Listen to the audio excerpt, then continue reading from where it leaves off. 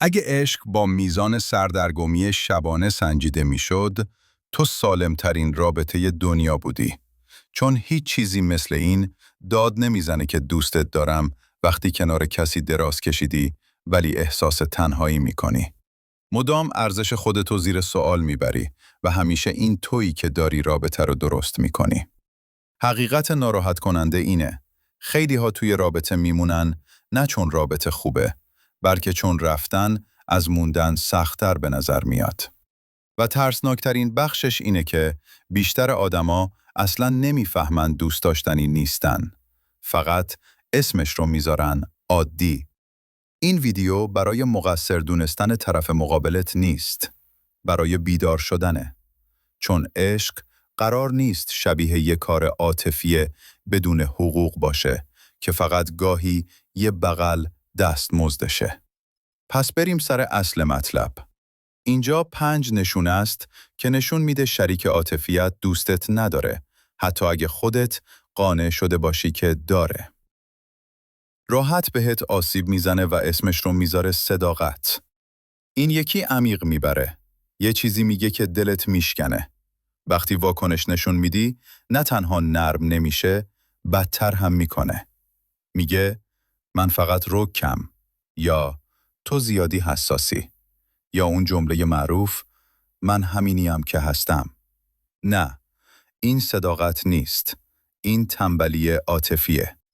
کسی که دوستت داره براش مهمه حرفش چه حسی توی تو ایجاد میکنه. راستگوه ولی بیرحم نیست. الگو رو ببین. تو میگی ناراحت شدم. به جاش کنجکاوی، دفاع میبینی. به جاش مسئولیت، سخنرانی میشنوی. به جاش ترمیم، ساکتت میکنن یا مسخرت. عشق میگه قصدم ناراحت کردنت نبود، درستش کنیم. بی عشقی میگه مشکل خودتی که ناراحت شدی. و اگه مدام احساساتت رو جمع میکنی فقط برای اینکه دعوا نشه، این بلوغ نیست. این رها کردن خودته. 2. نیازهای تو زیادیه ولی نیازهای اون فوری و مهم. یه لحظه دقیق فکر کن. اون فضا میخواد؟ باید فوراً احترام بذاری. استرس داره؟ باید درک کنی. ناراحته؟ همه چی میسته. اما وقتی تو توجه میخوای، محبت، زمان یا فقط کمی دلگرمی، میشی چسبنده دراماتیک زیاده خواه. این عدم تعادل همه چی رو لو میده. عشق حساب و کتاب نمیکنه ولی همیشه حاضر میشه.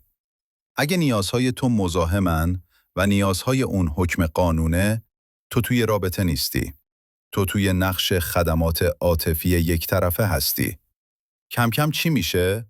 خودت شروع میکنی نیازهاتو کوچیک کردن، کمتر خواستن، ساکت شدن. کسی که دوستت داره باعث نمیشه بابت نیازهای عاطفی ساده احساس گناه کنی. 3. فقط وقتی براش سود داره تلاش میکنه. دقت کن. کی مهربون میشه؟ وقتی چیزی میخواد. سکس، لطف، بخشش، تایید. اما وقتی نوبت توه، پیام‌ها سرد میشن. قرارها عقب میافتن. محبت نایاب میشه. عشق حتی وقتی سودی نداره هم تلاش میکنه. حتی وقتی سخته. حتی وقتی سرش شلوغه. اگه همیشه این تویی که شروع کننده ای، برنامه میریزی، رابطه رو میکشی جلو، این همکاری نیست. این بارکشیه.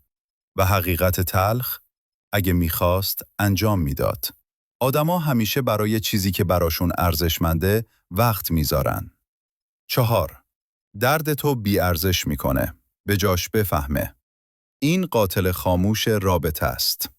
دلت رو باز میکنی. کوچیک یا بزرگ. جوابش چیه؟ زیادی فکر میکنی. انقدرها هم مهم نیست. خیال کردی چی شده؟ کم کم چی میشه؟ به احساسات خودت شک میکنی. به حافظت. به عقلت.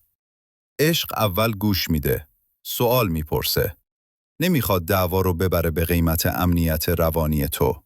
اگه هر گفتگوی جدی با حس حماقت تموم میشه، این ارتباط نیست.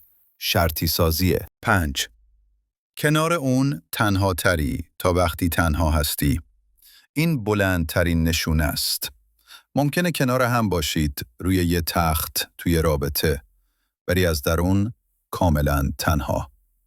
نه خوشحالیت رو با ذوق میشنوه، نه غمت رو درست نگه میداره. مدام حس میکنی باید نقش بازی کنی تا توجهش رو نگه داری. عشق باید حس امن بودن بده، آرامش، نفس کشیدن.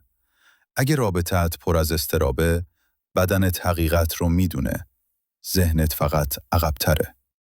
تنهایی توی رابطه خیلی مخرب‌تر از تنها بودنه، چون هر لحظه یادآوری میشه که کسی که کنارت نشسته داره انتخابت نمیکنه. حقیقت آخر بیشتر آدما نمیمونن چون خوشحالن. میمونن چون به نسخه قدیمی اون آدم یا امیدی که شاید برگرده وابستن. تو عاشق واقعیت نیستی، عاشق پتانسیلی. ولی عشق التماس نمیخواد. اگه باید برای احترام پایه‌ای گدایی کنی، اون عشق نیست که سخت شده. اون تموم شده. عشق با تحمل درد ثابت نمیشه. موندن تو رو قوی نمیکنه. قربانی شدن رابطه رو واقعی نمیکنه. فقط خسته‌ات میکنه. یه رابطه سالم هر روز ارزش تو رو زیر سوال نمیبره. اون لحظه‌ای که به جای دوستم داره میپرسی من توی این رابطه چه حسی دارم؟ همه چی شفاف میشه. گاهی شجاعانه ترین کار موندن نیست. رفتن با عزت نفسه. اگه این حرفا به دلت نشست، لایک و سابسکرایب یادت نره. مرسی که تا آخر موندی.